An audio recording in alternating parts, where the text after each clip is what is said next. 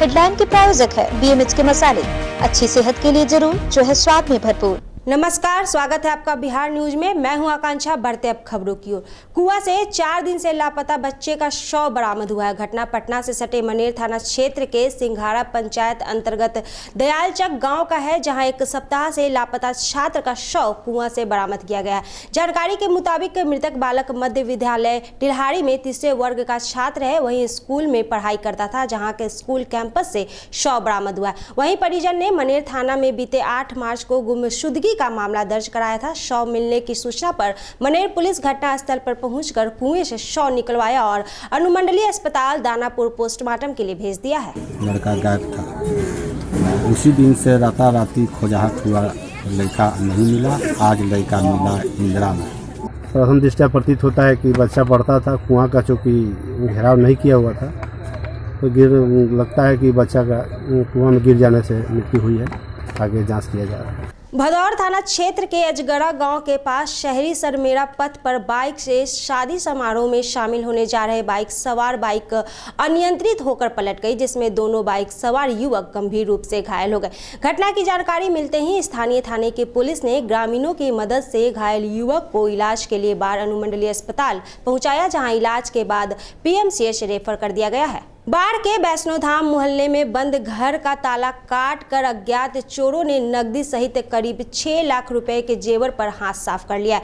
Police ने घर में लगे CCTV कैमरे देखकर 5 चोरों की पहचान कर ली है। हालांकि अभी तक किसी की भी गिरफ्तारी नहीं हो पाई है। पूरे फुटेज में साफ तौर पर देखा जा सकता है।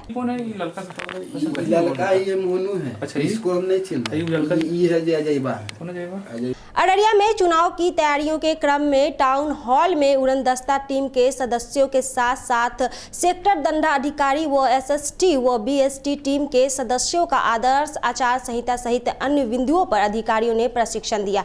इस बैठक में FST, VST, SST समेत हर स्तर पर गठित MCC अधिकारी उपस्थित थे। DM बैजनाथ यादव ने कहा कि आदर्श आचार संहिता का सख्ती से पालन होना चाहिए। ईमानदारी के साथ और पारदर्शी चुनाव के लिए सबों का सहयोग जरूरी है।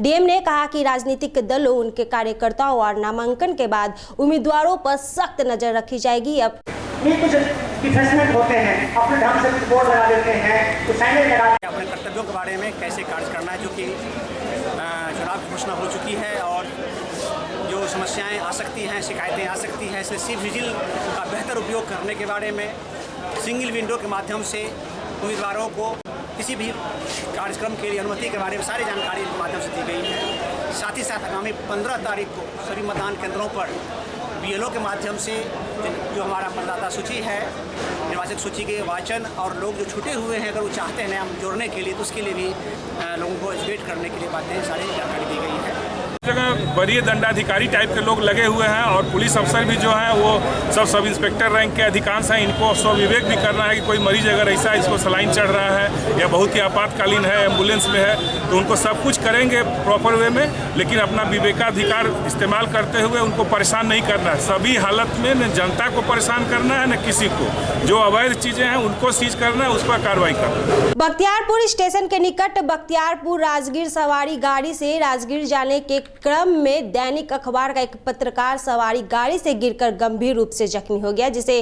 ग्रामीणों की सूचना पर स्थानीय पत्रकारों ने जख्मी पत्रकार को इलाज हेतु बख्तियारपुर PSC में भर्ती कराया, जहां से चिकित्सकों ने बेहतर इलाज हेतु PMCH पटना रेफर कर दिया। बाढ़ स्टेशन के प्लेटफॉर्म संख्या 2 पर down Rajendra Nagar Saharsa intercity train से गिरकर एक 31 वर्षीय युवक गंभीर रूप से जख्मी हो गया।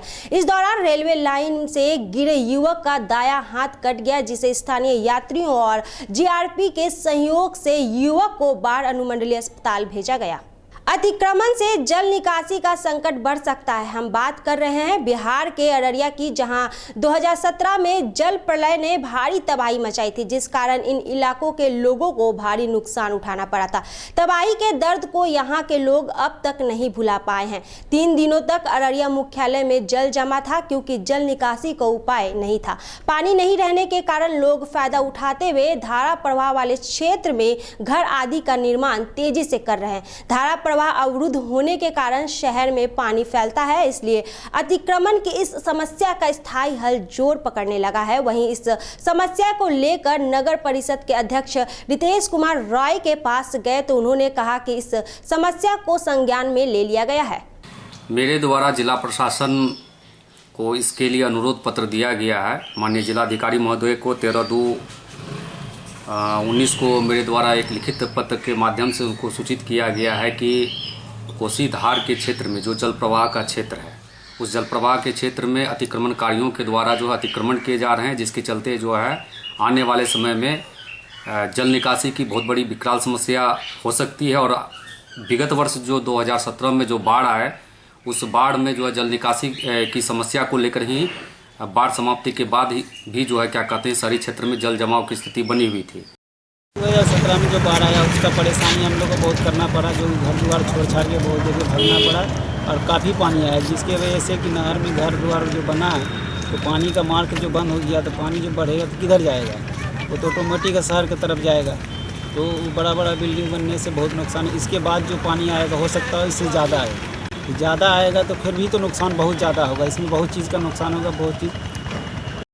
सर की जो 2017 में जो बाढ़ आया हुआ था, जो हम लोग पूरा डूब गए थे, आदमी लोग मानता नहीं है। यही गड्ढे में सब घर बना रहा है और नगर परिषद ध्यान देता नहीं है। फिर जो बाढ़ आएगा तो फिर ले दे के सब घर बराबर हो जाएगा। बेगूसराय में अलग अलग हादसों में 2 लोगों की मौत हो गई है। पहली घटना बछवाड़ा थाना क्षेत्र के आरवा जहानपुर गांव के निकट की है, जहां शादी समारोह से भाग लेकर लौट रहे 3 युवकों को वाहन ने कुचल दिया, जिसमें तीनों गंभीर रूप से घायल हो गए। घायलों का इलाज के लिए अस्पताल में भर्ती कराया गया, जिसमें से एक की मौत हो गई है। इस दौरान दूसरी घटना बछवाड़ा थाना क्षेत्र की सुर गाँव की है, जहाँ बाया नदी में मछली मार रहे मछुआरा अपने ही जाल में फंसकर नाव से नदी में गिर गया, जिससे डूबकर उसकी मौत हो गई। फिलहाल बछवाड़ा थाना पुलिस दोनों शव को अपने कब्जे में लेकर पोस्टमार्टम के लिए सदर अस्पताल बेगूसराय भेज दिया है। घटना बाराती से लौट रहे थे तो मेरा भाई है, लगभग 3 बजे के आसपास हमको जानकारी मिली। रास्ते में कुछ लोग उठा के इनको लाए, पता चला कि डेथ कर गए। जब तक हम लोग अस्पताल पहुँचे थे। बिहार के डीजीपी गुप्तेश्वर पांडे इन दिनों खूब चर्चा में हैं। अपने सिंघम स्टाइल में छापेमारी और पीपुल्स फ्रेंडली छवि के लिए डीजीपी साहब न केवल घूम घूम कर जिलों का दौरा कर रहे हैं, बल्कि लोगों से मिलने जुलने में भी खूब समय दे रहे हैं। लोगों से मिलने, लोगों के साथ सेल्फी खिंचवाने के लिए भी डीजीपी साहब खूब वाहवाही बटोर रहे हैं। लेकिन डीजीपी साहब के साथ ली गई एक सेल्फी ने खुद उनके पुलिस महकमे को परेशानी में डाल दिया है। मामला वैशाली का है। डीजीपी के साथ सेल्फी दिखा एक महिला डॉक्टर को धौंस दिखा रंगदारी मांगने का मामला सामने आया है। सरकारी अस्पताल में कार्यरत एक महिला डॉक्टर ने एक शख्स पर 1 लाख की वसूली के लिए रंगदारी मांगने का आरोप लगाया है। महिला डॉक्टर का आरोप है कि स्थानीय पत्रकार होने का दावा करने वाले एक फर्जी शख्स ने डीजीपी के साथ सेल्फी दिखा पहले तो धमकाया, फिर 1 लाख की रंगदारी मांगी। मगर हैरत की बात यह रही कि डीजीपी का धौंस दिखाने वाले शख्स की पुलिस से शिकायत के बाद भी पुलिस ने एक सरकारी डॉक्टर की शिकायत दर्ज करने में 7 दिन लगा दिया। आरोप है कि पुलिस भी आरोपी के डीजीपी के साथ फोटो को देख एफआईआर दर्ज करने में सक पका रही थी। डरा रहा था ना, डरा रहा था हमको 1 लाख रुपए दीजिए, हमको डरा रहा था। उस समय तो हम सच में डर गए थे।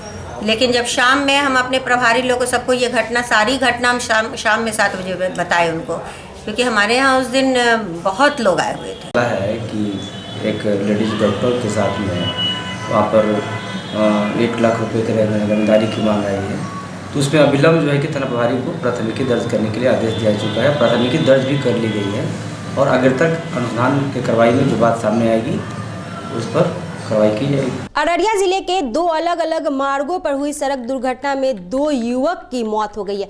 पहली घटना अररिया फारबिसगंज 4 लेन पर डोरिया मिल चौक के पास अज्ञात वाहन की चपेट में आने से शहर के खलीलाबाद वार्ड 25 के रहने वाले युवक मोहम्मद शहनवाज आलम की मौत हो गई। वहीं दूसरी घटना मुख्यालय स्थित बस स्टैंड सर्विस रोड में हीरो बाइक शोरूम के सामने हुई। यहाँ अनाज से लदे ट्रक ने स्कूटी सवार पलासी करोड़ दिघली के मोहम्मद सुफियान को रौंद दिया। इससे मौके पर ही उसकी मौत हो गई। हाँ 5:30 क्या हम गए शोरूम में, मतलब कि हम वहाँ प्रजेंट लगभग 11:30 पौने 12 बजे करीब में वहाँ पे प्रजेंट है। उसके बाद यहाँ से कॉल किया हॉस्पिटल से एक कंपाउंडर का, बोला कि भैया आपका बस्ती में खलीलाबाद में मीर सहन माच कौन है? बोले हाँ मेरा चचेरा भाई है। बोला कि वो एक्सीडेंट कर गया है और उसको एम्बुलेंस पे लाया गया है, हॉस्पिटल में डेड बॉडी रखा हुआ है। तो उतना में हम भी यहाँ मतलब पहुँचे तो देखे। फारबिसगंज से आने के क्रम में शहनवाज आलम वार्ड नंबर 25 खलीलाबाद का डोडिया सोनापुर के पास सड़क दुर्घटना हो गया, जिसमें वो स्पॉट डेथ कर गया। और उनके मित्र थे, उनका नाम सुफियान आलम है, ये दिल्ली के रहने वाले हैं। ये उसकी खबर, मौत की खबर को सुन के हॉस्पिटल आए थे उनसे मिलने, उनको देखने के लिए। और ये देख के फिर वापस जा रहे थे जहाँ पे घटना हुआ था, तो रास्ते में ही पवन मोटर्स के सामने ये भी हादसे के शिकार हो गए। कोई ट्रक से उत्तर प्रदेश नंबर की कोई ट्रक थी, जो शायद पता चल रहा है कि वो ट्रक जो है अभी थाने में लगा। अररिया जिले के नरपतगंज पुलिस ने थाना क्षेत्र गोढ़ा में गश्ती के दौरान 2 युवक को एक हथियार एवं 2 जिंदा कारतूस के साथ गिरफ्तार किया है। गिरफ्तार एक युवक नेपाल के मोरंग जिला विराट नगर नवीन यादव के रूप में तथा दूसरा बीबीगंज का अनाचारण यादव बताया जाता है। ये दोनों चेन स्नैचिंग गिरोह का सदस्य बताया जा रहा है। गोपालगंज जिला के नगर थाना क्षेत्र के गोस मोड़ के पास श्री राम नगर मोहल्ले वार्ड नंबर 26 में एशियन पेंट के गोदाम में 3 बजे सुबह में भीषण आग लग गई, जिसमें 20 लाख के एशियन पेंट जलकर राख हो गए। 4 फायर ब्रिगेड की गाड़ी मौके पर पहुंचकर आग पर काबू पाया। लेकिन मतलब फायर ब्रिगेड की गाड़ियाँ हम लोग फोन किए, उसके आधे घंटे में आ गई। कम 20 लाख रुपए से ज्यादा। एशियन पेंट नहीं लगता है, दीवार में जो पेंट लगता है। नाम था कि दुकान था, क्या था? दुकान गोदाम जो भी है सही है गोदाम जी।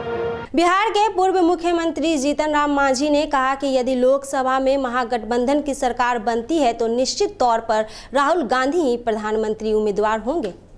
महागठबंधन का सवाल है, ये पोस्ट पोल में डिसीजन होगा और ऐसा उदाहरण बहुत बार हुआ है। तो जरूर नहीं है कि प्राइम मिनिस्टर कांग्रेस का नाम लेकर के ही चुनाव जीता जाए, ऐसा हुआ भी है न भी हुआ है। लेकिन अभी के संदर्भ में पोस्ट पोल के बाद ही हम लोग उम्मीदवार के बारे में सोचेंगे कि कौन प्राइम मिनिस्टर के उम्मीदवार हैं। बेन के प्रखंड प्रमुख धनंजय प्रसाद को बाल विकास परियोजना पदाधिकारी के साथ अभद्र व्यवहार करने के आरोप में पुलिस ने गिरफ्तार कर जेल भेज दिया।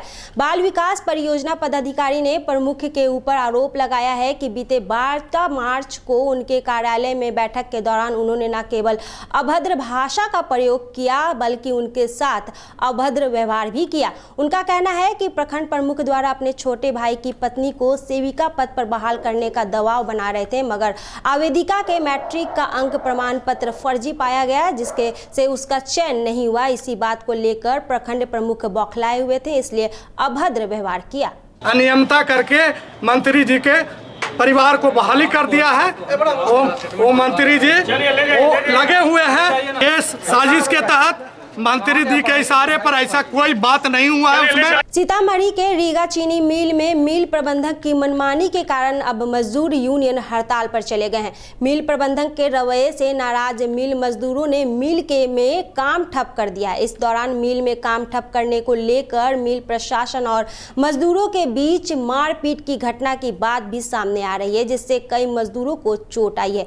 मिल मजदूर अपनी मांगों को लेकर अब धरने पर बैठ गए हैं, जिसके बाद से मिल का पूरा काम ठप हो चुका है। मजदूर अपनी मांग पर अड़े हैं। इधर दूसरी ओर सीतामढ़ी के गन्ना उत्पादक किसान मिल में काम न होने की वजह से बेहद परेशान दिख रहे हैं। जिंदाबाद जिंदाबाद जिंदाबाद जिंदाबाद जिंदाबाद जिंदाबाद जिंदाबाद जिंदाबाद हमारे मांगे पूरी हो, चाहे जो मजबूरी हो। इनकलाब जिंदाबाद जिंदाबाद जिंदाबाद। खबरों में फिलहाल इतना ही। बने रहिए बिहार न्यूज के साथ। मुझे दीजिए इजाजत। नमस्कार।